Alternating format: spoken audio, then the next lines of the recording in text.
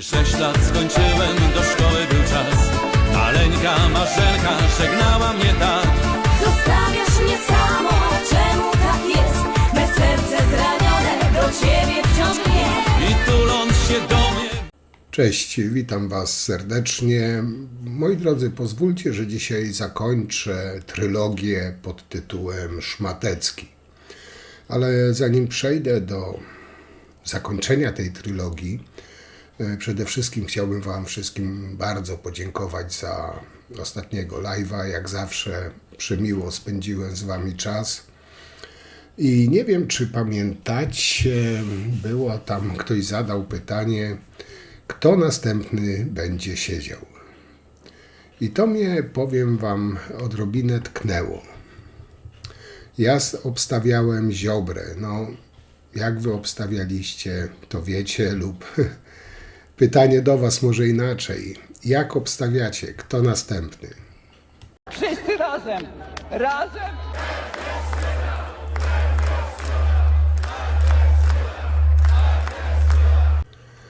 Moi drodzy, no nie chcę tutaj być wróżką, złym prorokiem, ale jak pamiętacie, obstawiałem na Ziobrę.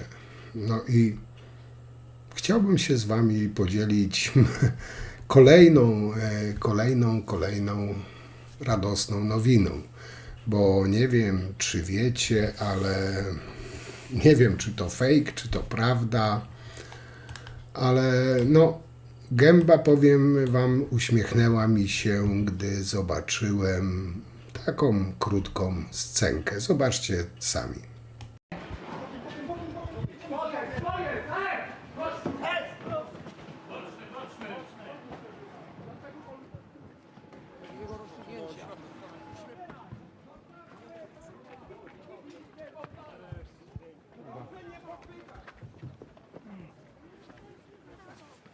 Panie ministrze, panie ministrze, co wy robicie?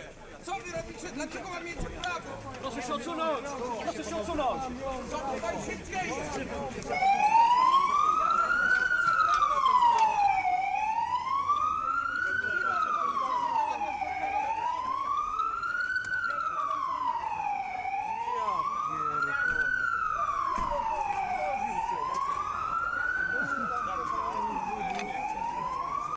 No okej, ale to zobaczymy, co czas przyniesie.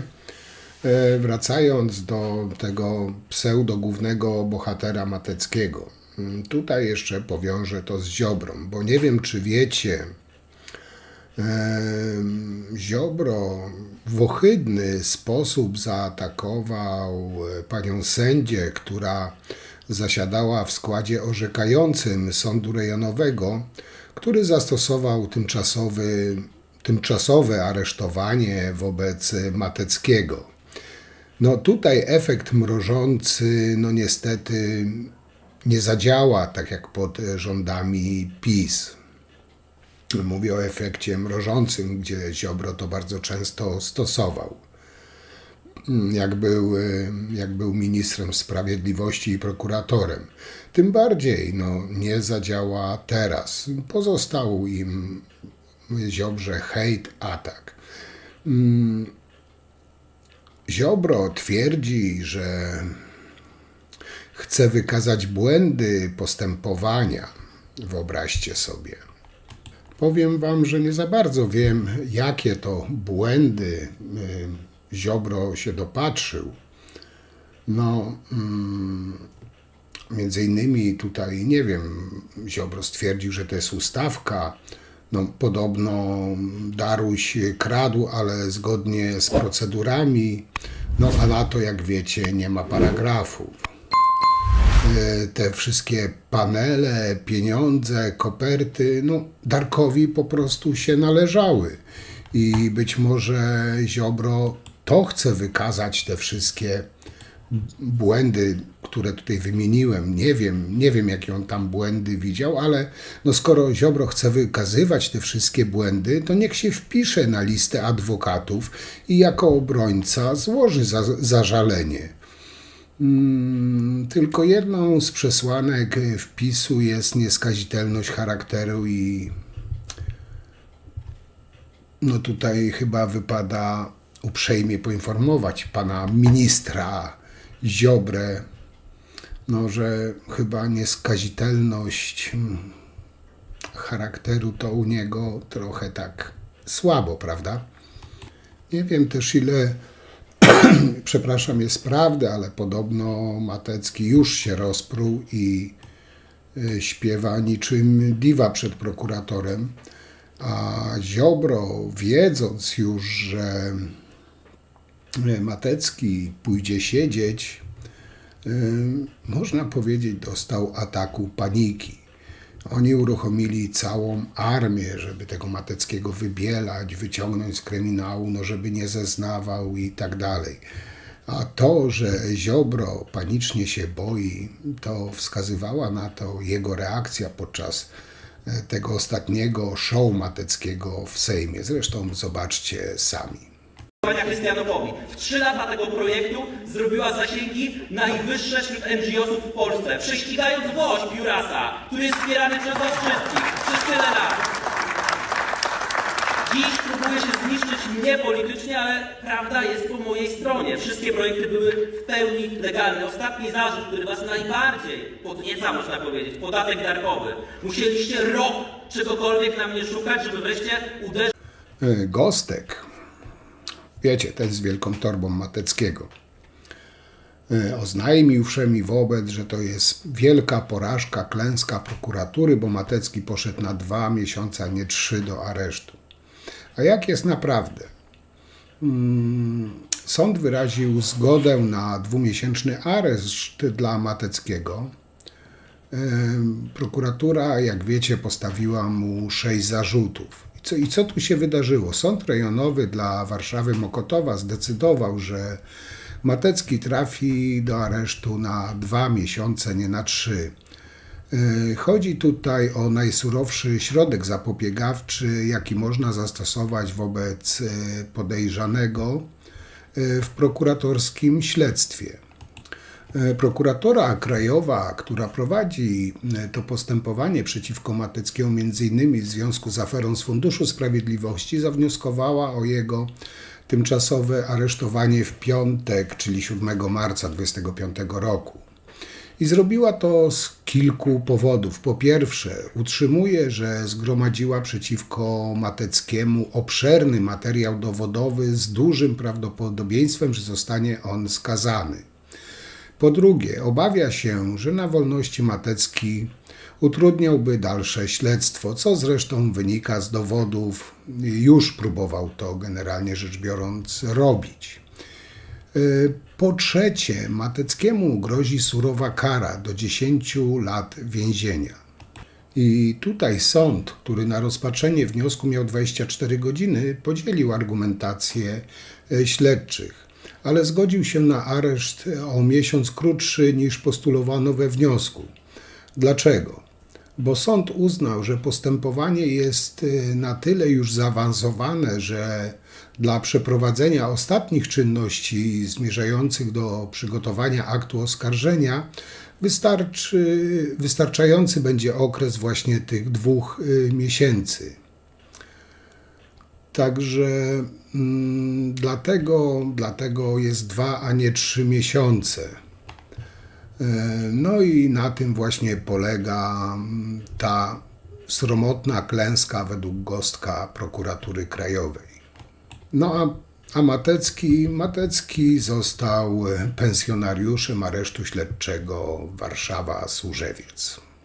Jedna afera to jest Fundusz Sprawiedliwości, gdzie po prostu w sposób bezczelny okradano ofiary przestępstw przemocy domowej, wypadków drogowych i te pieniądze szły do polityków partii Ziobry. Za to pan Dariusz M. odpowie, ale prawdopodobnie tylko Dariusz M., bo wszyscy wiemy, że to się wszystko działo na werandzie w Jeruzalu u pewnego ministra. Te decyzje były podejmowane. To również te informacje były upubliczniane, wynikające z tego, czym dysponowała Komisja Regulaminowa. Ale jest druga sprawa.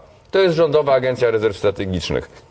Sprawa absolutnie rozwojowa i pan o tym dokładnie wie, gdzie mogą być zarzuty postawione nie tylko Michałowi K., który przebywa w tej chwili w Londynie i czeka na swoją sprawę, ale również prawdopodobnie premierowi Mateuszowi Morawieckiemu, który był bardzo zaangażowany w kwestie różnych rzeczy związanych z RARS-em, w szczególności tym, kto te kontrakty ma otrzymywać. I pan również o tym wie. Mamy wierzyć w to, że pan premier Mateusz Morawiecki jako szef rządu, któremu podlega Rządowa Agencja Rezerw Strategicznych, nie miał pojęcia, co tam się dzieje? No to każde wyjaśnienie z tej sytuacji jest smutne. Ja jestem absolutnie przekonany, że wy będziecie jeszcze cały czas działać w ten sam sposób. Będziecie kolejne immunitety uchylać, tak jak Mariuszowi Błaszczakowi, za to, że ujawnił wasze plany oddania połowy Polski Rosjanom. Ale nie odpowiada pan na moje pytanie, panie Że pośle. będziemy mieć masę tego typu jeszcze zarzutów. Czy stawiamy I potem tezę, że będzie pan to premier weryfikowane. Morawiecki I nie potem będzie to kontrolował tego, co weryfikowane. się dzieje w RARS-ie? Szanowni Państwo, wy dzisiaj kreujecie takie Panie opowieści, w pośle, tym samym zadałam panu czasie, pytanie. no odpowiadam, tylko pani mi nie daje odpowiedzieć. Nie, bo pan mówi, Odpowiadam drodzy cały państwo, czas. to proszę do mnie się Pani zwrócić. redaktor, no to tłumaczę. Tak. Jeżeli jest dzisiaj Dziękuję. taka sytuacja, że posłowie Platformy, Rafał Trzaskowski, który kandyduje na prezydenta, korzysta z różnych wydarzeń finansowanych z pieniędzy Sekunda. publicznych. Na przykład wczoraj była taka sytuacja na Nie, no ale nie Żywieckiźnie w jednej odpowiada mi pan. No ja miejscowości. pana Pani pytam o redaktor, RARS. Czy Wydarzenie Mateusz sfinansowane z Morawiecki pieniędzy nie wiedział, co tam się publicznych, dzieje? w którym Czwarty pan raz stawiam to Trzaskowski pytanie. kontynuuje swoje działania kampanijne. Panie pośle. To jest dokładnie to samo, co Panie wy nam pośle, zarzucacie. bo już nawet komentarze Dzisiaj w my internecie się jesteśmy pojawiają, ścigani. że pan próbuje nie odpowiadać na pytania. Panie redaktor, mogę coś Niech pan mi powiedzieć? odpowie na Bo wy pytanie, byście ono jest chcieli patrzeć proste. tylko na jedną Można, stronę znaczy- sceny politycznej. Nie, ja Wy zadaję byście chcieli panu patrzeć proste tylko na jedną pytanie. stronę Czy sceny Mateusz politycznej. Morawiecki mógł nie wiedzieć, co się dzieje w RARS? Wy byście chcieli patrzeć tylko na jedną stronę sceny Dobrze, Drodzy ja państwo, myślę, że- próbowałam. Moi drodzy, tak czy inaczej oznacza to, że Matecki do 8 maja 2025 roku pozostanie w areszcie śledczym. No i tak naprawdę nic dobrego go tam nie czeka. Brak telefonu, jak on to przeżyje, listów, widzeń, wszystko to za zgodą prokuratora, czyli po jakichś 3 tygodniach od wysłania prośby. Najpierw będzie ochronka, czyli teraz jest na ochronce. Tutaj mówi funkcjonariusz służby więziennej. Dziennikarze rozmawiali z pracownikami z jednego z zakładów karnych, którzy opowiadali dziennikarzom, jak wyglądają pierwsze godziny posła PiS Mateckiego na terenie więzienia. I tutaj wbrew pozorom odbywanie kary pozbawienia wolności jest dużo, można powiedzieć w przypadku Mateckiego, wygodniejsze niż oczekiwanie na wyrok w areszcie śledczym. Tu, gdzie trafił Matecki, który popierał notabene reformy kodeksu karnego, wykonawczego, no Mateckiego generalnie nie czeka tam nic miłego i bardzo dobrze. No i tutaj chodzi, że nie tylko przez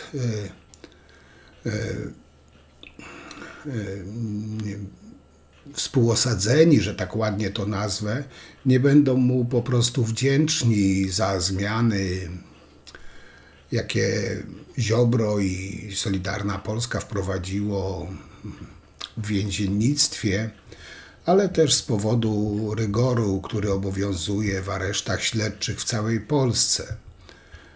Tutaj zdradza dziennikarzom funkcjonariusz pełniący obecnie służbę w jednej z warszawskich placówek. No i co czeka naszego Dariuszka? Matecki bezpośrednio z sądu, gdzie w minioną sobotę wydano postępowanie o tymczasowym aresztowaniu, musi zostać przewieziony w konwoju do jednostki penitencjarnej, czyli popularnie aresztu śledczego. Tutaj zostanie poddany standardowej procedurze przyjęcia. No i jak to wygląda? I tutaj tłumaczy właśnie funkcjonariusz służby więziennej, który opisał to dziennikarzom w miarę dokładnie. Otóż nasz Dariuszek na wejściu musi wypełnić formularz przy okienku, gdzie zostanie mu zabrany jego telefonik, z którym się całe życie nie rozstaje, pieniądze, wszystkie rzeczy prywatne, które miał na wolności. Tu też odbierze tą całą menażerkę, koc, 2 ręczniki i prześcieradło. Na terenie aresztu wejdzie oczywiście w ubraniu osadzonego. To najczęściej zielone spodnie i zielona koszula z długim rękawem. Jak mówi dalej ten pracownik służby więziennej, Matecki zostanie obligatoryjnie poddany badaniu przez lekarza oddziałowego lub pielęgniarkę, która potwierdzi, jaki jest stan jego zdrowia oraz zada pytania o leki przyjmowane regularnie i przebyte choroby. Generalnie Matecki ma szczęście, bo uniknie podróży po Polsce. Standardem jest, że wykonywane jest zdjęcie RGD klatki piersiowej. Tam jest taki sprzęt na stanie, to znaczy na Służewcu, i tam przewożeni są skazani z Warszawy. Czyli po prostu doprowadzą go do celi prosto z gabinetu, zamiast dowozić do innych odległych jednostek penitencjarnych. Kolejnym krokiem jest wizyta u wychowawcy, który opiekuje się osadzonymi w konkretnym oddziale mieszkalnym. Na tym etapie zostanie on zapoznany z wewnętrznym regulaminem jednostki, który zawsze był bardzo rygorystyczny, a po wprowadzeniu zmian ziobrzystów jest jeszcze bardziej rygorystyczny. Jednak i tak, właśnie tutaj Ziobro przy pełnym poparciu Mateckiego się zaostrzył ten rygor jeszcze bardziej. Także odczuje Matecki na własnej skórze to, co sam popierał, co sam wprowadził w latach 2000 razem z Ziobro 2017-2022. W przeciwieństwie do osób odbywających prawomocne kary pozbawienia wolności, osadzeni w aresztach śledczych nie mają możliwości korzystania z telefonów na kartę. Wysyłanie listów do najbliższych odbywa się także za pisemną zgodą prokuratora, którą osadzony musi zawnioskować, wysyłając odpowiednią prośbę do właściwego organu. Kilka samochodów ABW zajechało drogę samochodowi, w którym jechał pan poseł Dariusz Matecki. No więc mieliśmy do czynienia z jedną wielką pokazówką w stylu ruskim, w stylu putinowskim, w stylu łukaszenkowskim. To w takim stylu działa koalicja 13 grudnia i służby podległe Donaldowi Tuskowi. Oczywiście chodzi o to, że mamy do czynienia z bezprawiem, chodzi o to, żeby opozycję skierować do więzienia, żeby wsadzić do więzienia posłów opozycji. A więc chodzi o to, żeby zmniejszyć liczbę posłów opozycji w polskim Sejmie. To jest działanie w stylu, tak jak powiedziałem, łukaszenkowskim czy też putinowskim. To jest działanie sprzeczne z zasadami demokracji. Protestujemy przeciwko temu. Proszę Państwa, pan poseł Dariusz Matecki wielokrotnie deklarował swoją gotowość do składania zeznań. Poręczyliśmy w tej sprawie, no ale to wszystko zostało zignorowane, bo konieczne były igrzyska. Chciał Donald Tusk zorganizować igrzyska, żeby przesłonić brak chleba. Moi drodzy, w zakładzie karnym zamkniętym więźniowie do 2022 roku mogli korzystać z telefonów maksymalnie jeden raz dziennie przez 5 minut, a samo wybieranie numeru z karty i kodu aktywacyjnego połączenia trwało minimum minutę. Potem pan minister Ziobro przy aplauzie Jakiego, Mateckiego i wszystkich ziobrzystów tak zmienili kodeks, że skazanym zostało jedno połączenie w tygodniu, które mogło trwać 10 minut. Oczywiście telefon nie jest dostępny tak łatwo jak w więzieniu. Aresztowana osoba musi wiedzieć, że na wykonanie połączenia, podobnie jak na wysłanie listu, musi mieć pisemną zgodę prokuratora. Zaznaczam, że to wymysł ziobrzystów.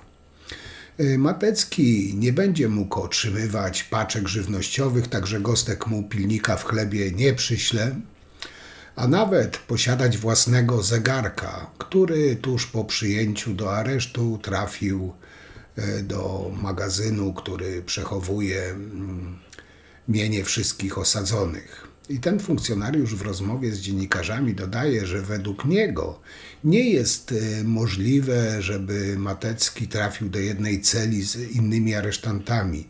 Jego zdaniem od razu przeniosą go do ochronki, czyli do specjalnej celi, w której umieszczona jest kamera, aby monitorować zachowanie osadzonego poddanego specjalnej ochronie. Decyzja ta, zdaniem tego funkcjonariusza, może wynikać z obawy, jak na obecność Mateckiego zareagowaliby inni więźniowie. Oznacza to też, że codzienne spacery po tak zwanym spacerniaku, trwające maksymalnie 1 godzinę, będzie odbywał w samotności, choć pod bacznym okiem strażników więziennych. No powiem wam, że tutaj troszkę jestem rozczarowany, troszkę żałuję, że Mateckiego traktują pod ochronkę, ale z drugiej strony więźniowie by go zatukli czy pobili i strażnicy więzienni mieli, czy tam dyrekcja by miała problemy. Bo jak wiecie, ruszy się gówno, to potem śmierdzi na całą Polskę.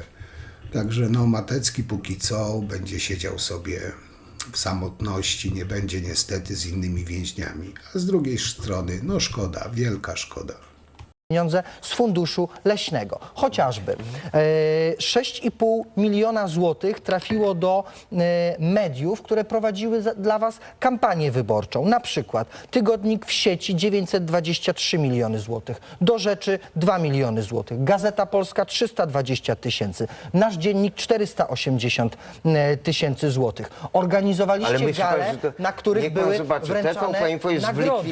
To były złote kamery, gdzie politycy trafiło 3 miliardy 700 milionów złotych. Pieniądze. To były organizowane liczne pikniki, gdzie prowadziliście kampanie wyborcze. Uwaga, z funduszu leśnego. Kwota nielegalnie wydatkowanych środków to ponad 0,5 miliarda złotych. Ale o czym pan Zorganizowaliście proceder, który pozwalał wam wyprowadzać pieniądze. I dzisiaj ja rozumiem pana zdenerwowanie, dlatego że to wszystko wskazuje na to, że była zorganizowana grupa i pan być może w tej grupie był. Dlatego należy to wyjaśnić. Trzeba to bardzo szczegółowo ustalić. Niewinni nie mają się czego bać i mam nadzieję, że po prostu staniecie państwo przed odpowiedzialnością. Przed odpowiedzialnością zorganizowaliście... No i oczywiście, moi drodzy, nie może zabraknąć inteligenta Gostka. Gostek, moi drodzy, znów udaje bohatera pod aresztem śledczym, w którym znajduje się Matecki. Gostek w rozmowie z mediami odstawił istną szopkę. Skarżył się, że jego koledze wyrządzane są tam nie wiadomo jakie krzywdy, a na zewnątrz jego rodzina cierpi. No i powiem, że tu brawo za wytrwałość dla Gostka, bo powiem wam, że Gostek nie odpuszcza. Wciąż próbuje budować w mediach wizerunek wojownika o wolność, a także obrońcy wszystkich uciśnionych, walczących ze złym reżimem Donalda Tuska. Od kiedy ten jego partyjny kolega Matecki został zatrzymany, co miało miejsce, przypominam, w piątek 7 marca, Gostek trąbi gdzie się tylko da, że ten został więźniem politycznym, a jego biedna rodzina została sama. I co teraz będzie? Ola Boga, ola Boga. Gostek już wczoraj próbował dostać się na teren aresztu śledczego, gdzie przetrzymywany jest Matecki, ale ostatecznie nie został wpuszczony. Dzisiaj nadgorliwy pisowiec postanowił zrobić drugie podejście, aby sprawdzić, w jakich warunkach jest przetrzymywany jego kolega. Ponownie został odesłany z kwitkiem, a Gostek próbuje wmówić Polakom, że Matecki jest przetrzymywany niczym w jakimś łagrze, jakby osadzeni oczekiwali na swoje rozprawy w sądach w nie wiadomo w jakich warunkach. To jest, wiecie, takie typowe nadmuchiwanie sensacji i pompowanie takiej dramaturgii. Ten poseł PiS nie trafił tam, mówię o Mateckim, nie trafił tam zarzucanie papierków na sejmowym korytarzu, a za poważne przestępstwa, za które może mu grozić do 10 lat więzienia. Gostek w rozmowie z mediami próbował przekonywać wszystkich, że jego kolega jest internowany. Tak, nie przesłyszeliście się. Jest internowany, wyobraźcie sobie. Jechał już na następny dzień także do prokuratury i wtedy został zatrzymany. Powiem w ten sposób, gdzie jechał pan Matecki, tego ja nie wiem. Deklarował, że do prokuratury, natomiast siłą rzeczy prokurator i służby, które były zobowiązane do zrealizowania postanowienia prokuratora o zatrzymaniu pana Mateckiego, muszą nastawić się na każdą możliwość i z zasady nie mogą tego typu deklaracji traktować jako wiążące. Czy w ciągu tych 2 miesięcy możemy się spodziewać już aktu oskarżenia w stosunku do... Przepraszam, bo Porażkę poniosła prokuratura, nie uwzględniła wniosku.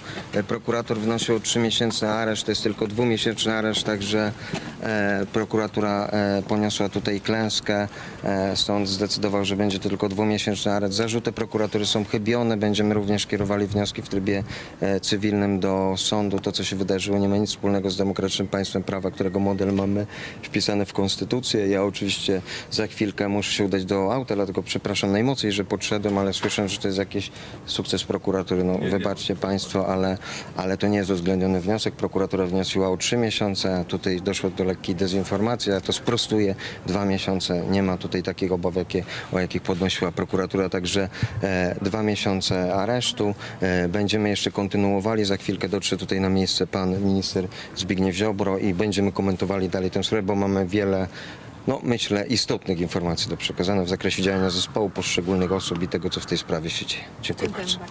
Jak ciągnął Gostek, przecież za murami siedzi człowiek, który nie może się bronić, ale na zewnątrz jest jego żona, małe dziecko, doprowadziliście do tragedii, od rana jest hejt polityków związany z dzieckiem jednej z pań poseł. Tutaj też mamy jasny, twardy przekaz.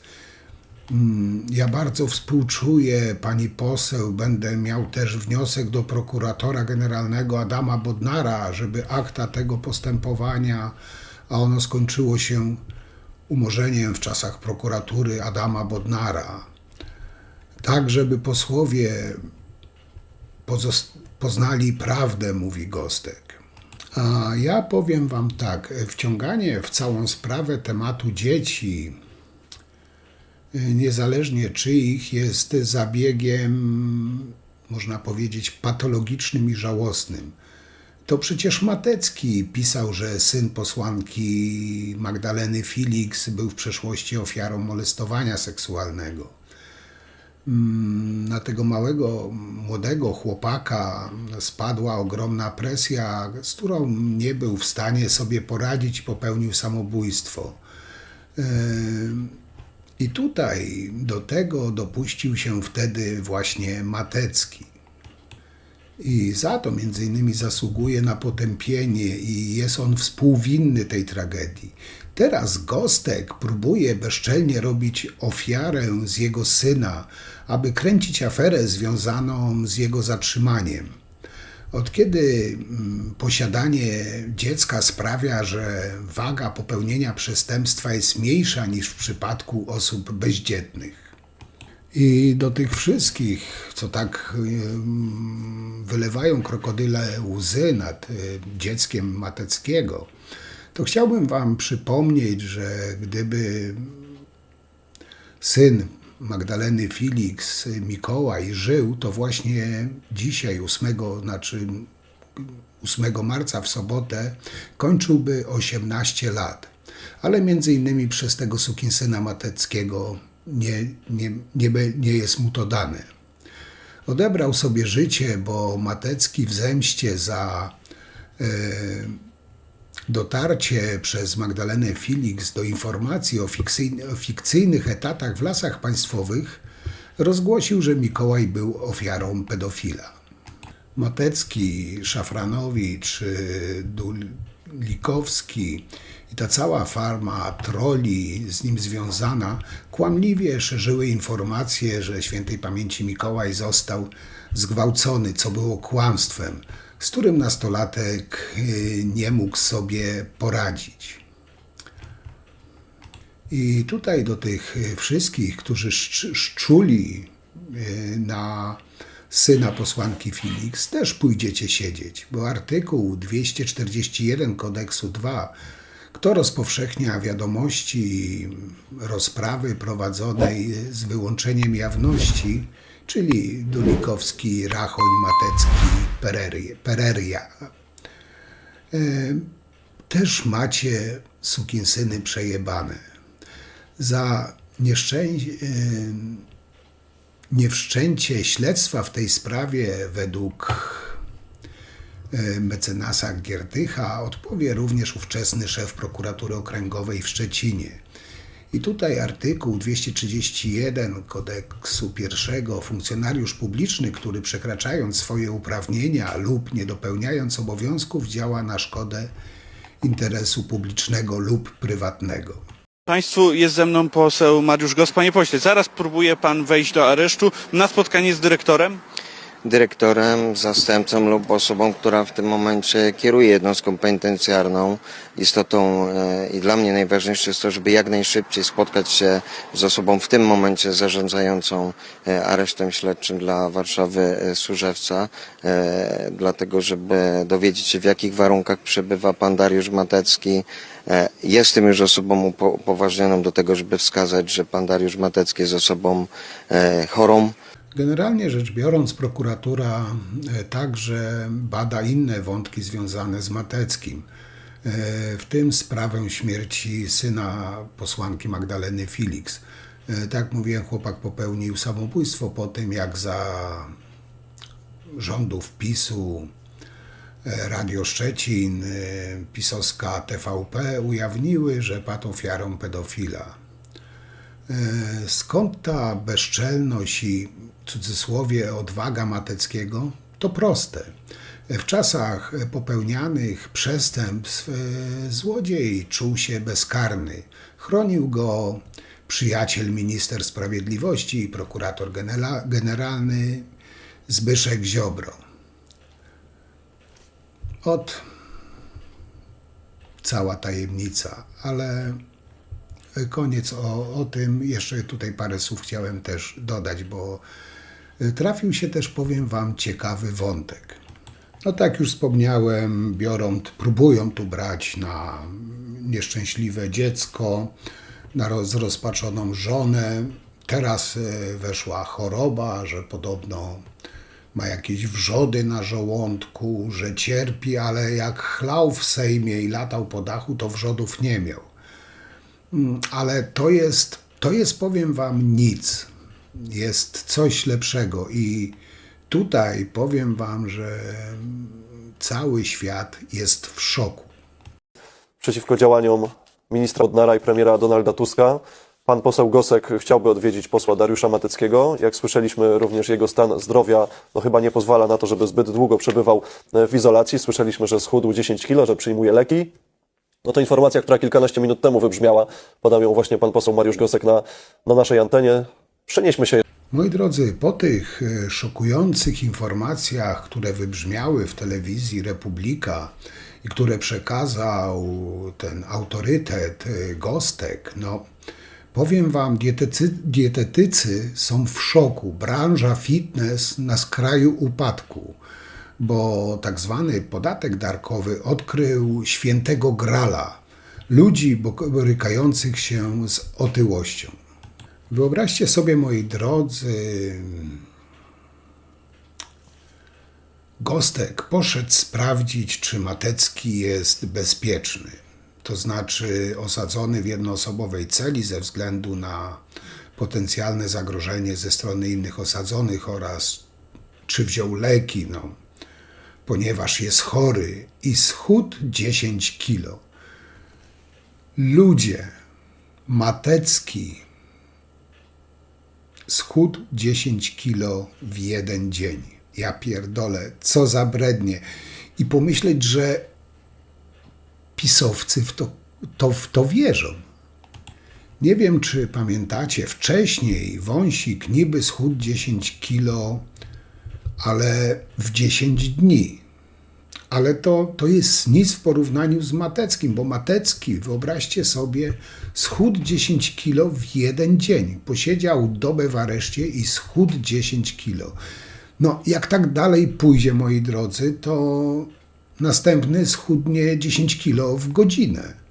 Nie oczekuje, jest chore, 10 kg cud. Natomiast ja chciałem poinformować o przyjmowanych lekach. Chciałem zapytać, czy zostały wykupione te leki, no bo jest pewna procedura wtedy. Nie wiem, czy przez te 2 miesiące nam chłopina nie zniknie po prostu, no ale no cud cudem, tutaj cudy niezbadane są wyroki boskie. Tak czy inaczej, moi drodzy, Szmatecki ewidentnie przelicytował, tak mi się wydaje. Wierzył, że w sytuacji jego aresztowania cały ten pisowski lud stanie aktywnie po jego stronie. Zaczną się procesje pod więzieniem, palenie świeczek, modlitwy, różańce, śpiewy, inne chuje, muje, dzikie węże. No garstka jest, nie mówię, że nie. Jest kilku obrońców, jakby co. Ale generalnie wielkie gówno, można powiedzieć. Tak naprawdę nic się nie dzieje, cytując klasyka. Nawet pisowcy mają resztki przyzwoitości i nie będą bezkrytycznie stawać w obronie człowieka, który skrzywdził dziecko. No ale jak wiecie i wszędzie, szczególnie u pisowców, od reguły jest wyjątek – Kościół. Za pieniądze, a jakżeby inaczej, msza za przestępców odprawiana na zlecenie. No, nie jest tajemnicą, że na Jasnej Górze istnieje możliwość zamówienia mszy świętej za dowolną osobę. Wystarczy uiścić odpowiednią opłatę na konto klasztoru, no ale jednak przypadek Mateckiego, powiem wam, rodzi pytanie o instrumentalizację religii do politycznych celów. A zamawianie modlitw w intencji osób oskarżonych o ciężkie przestępstwa podważa autentyczność gestów i pokazuje, że dla polityków PiS nawet duchowość może stać się narzędziem PR-u.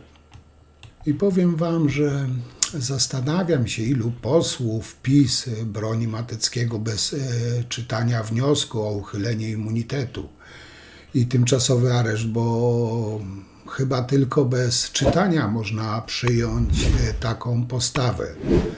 Prokuratura opisuje wręcz wręczanie kopert, świadkowie mówią o podatku darkowym, a część posłów PiS udaje, że nic się nie stało, choć w tym towarzystwie to chyba jest naturalne. A te wszystkie modły, różańce i robienie z Mateckiego męczennika czy bohatera to jest po prostu dowód, jak nisko co niektórzy upadli, jak się po prostu upodlili. Złodzieja miejsce jest w więzieniu i koniec, kropka.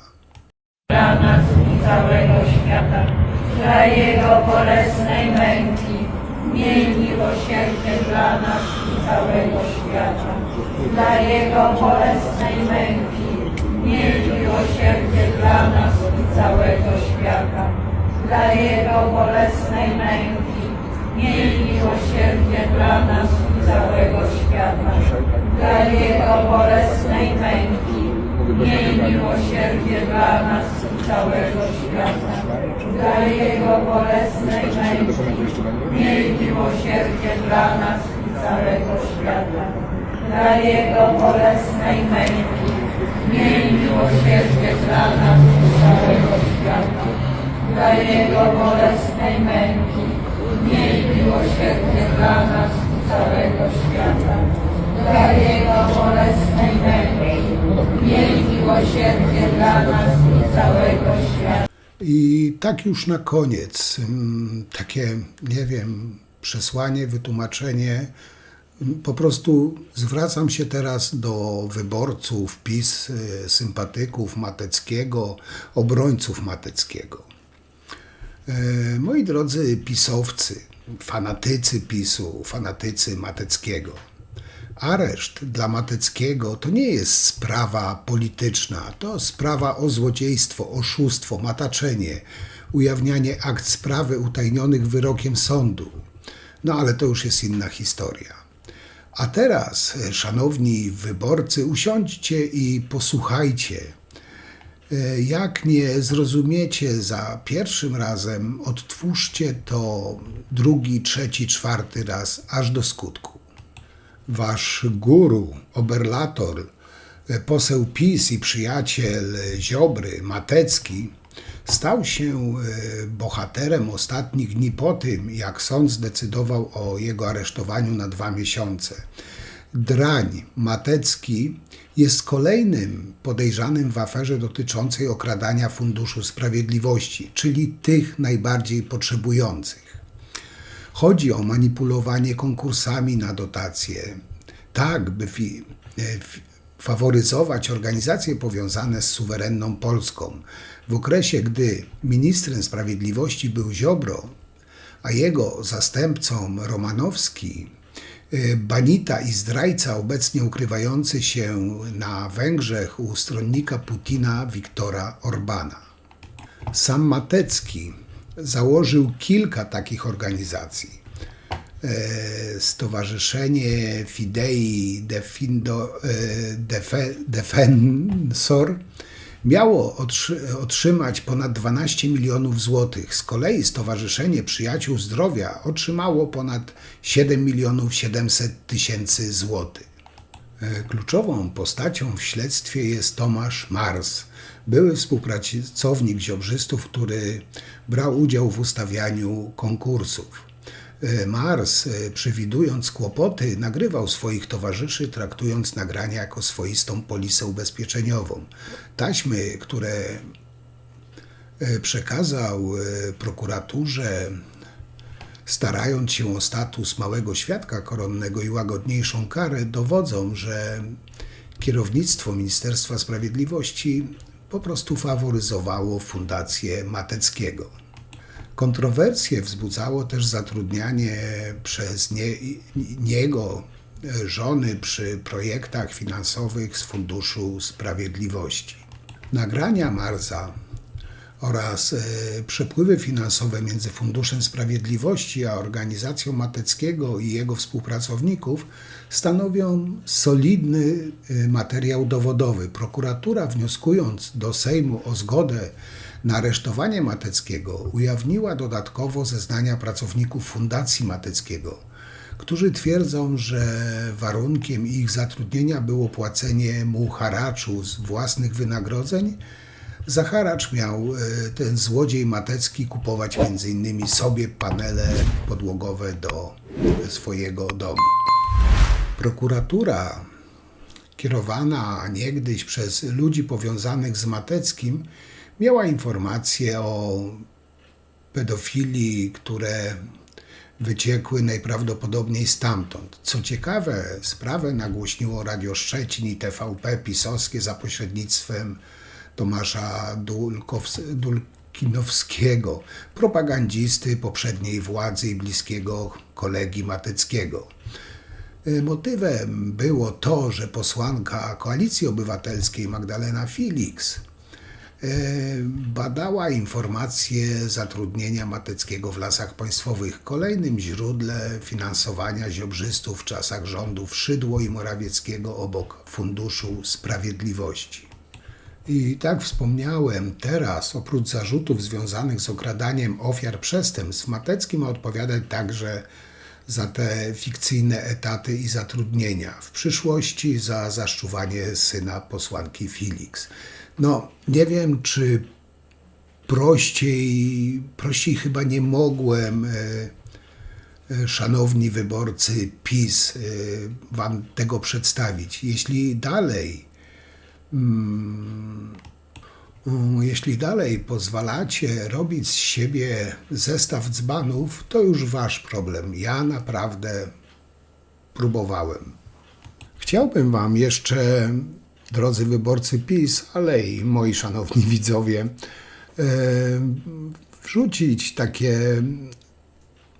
zestawienie wypowiedzi pisowców, kiedy jeszcze byli u władzy, bo warto ich cytować, warto ich przypominać. Posłuchajcie, pooglądajcie. Więzienie to nie sanatorium. Więzienie to nie hotel, to nie sanatorium. Więzienie to nie sanatorium. Więzienie to nie sanatorium, a osadzeni to nie kuracjusze. To dziękuję generalnie wszystkim Państwu, którzy zauważyli słuszny kierunek i słuszną politykę Ministerstwa Sprawiedliwości, żeby jednoznacznie stwierdzić, przesądzić, więzienie to nie sanatorium, więzienie to nie hotel, a miejsce odbywania kary. Bardzo dziękuję za słowa poparcia także ze strony opozycji, docenienia tego, co dobre w tym projekcie. To prawda, więzienie to nie hotel, nie sanatorium, więzienie to nie uzdrowisko. Więzienie to nie sanatorium. Skończyliśmy z przywilejami więźniów. No i też to już się standardem stało, że nieważne co odwalą pisowcy, każdy jeden z nich jest więźniem politycznym. W Polsce jest dyktatura, reżim, prześladowani są patrioci. Po prostu gdy pisowiec mówi o patriotyzmie, o Bogu, o walce, to już po prostu zaczynam tym żygać. I tak pod waszą rozwagę przeczytajcie ten wpis, który tu zamieścił ten osobnik. Powiem wam, że ja mu wierzę i według mnie on pisze prawdę. I pisowcy tak zrobią, jeśli odzyskają władzę. Zrobią to i wiele innych bardzo złych rzeczy ze skasowaniem demokracji na czele. Dlatego PiS należy zniszczyć, zdelegalizować, wyeliminować z życia publicznego. I należy to traktować jak patriotyczny obowiązek każdego Polaka, któremu na sercu leży dobro kraju. Tutaj głos podłożyłem, bo mi się nagrało, ale na tym kończę. Wszystkim dziękuję. Oczywiście liczę na wasze komentarze, oceny. Także na dzisiaj to tyle. Do zobaczenia przy następnym materiale.